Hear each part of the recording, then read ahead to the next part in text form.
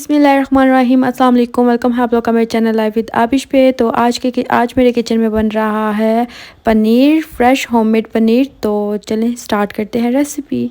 यहाँ पे मैंने लिया है मिल्क मैंने ले रही हूँ मैं 2 लीटर, ठीक है। 2 लीटर मैं इसमें मिल्क यूज़ करूँगी और ये फुल क्रीमी मिल्क है। और जो इटली में रहते हैं उनको पता, उनके लिए मैंने डब्बा वगैरह भी शेयर कर दिया, क्योंकि अक्सर मुझे कमेंट आते हैं कि आप हमें नहीं बताते। तो यहाँ पे देखिए इसके ऊपर मलाई आ गया। तो सिरका या तो आप मैंने लेमन इस्तेमाल किया, मैं सिरका नहीं यूज़ कर रही क्योंकि सिरका मेरे पास ख़त्म हुआ था। तो अब हम इसे अच्छे से हलाएंगे। तो ये देखिए माशाल्लाह से इसके पनीर बनना शुरू हो चुका है। तो चले हम इसे कन्वर्ट करते हैं।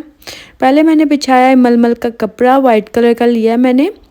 अब हम इसमें शामिल करेंगे ये जो हमारा पनीर तैयार है, तो इसे हम डाल लेंगे।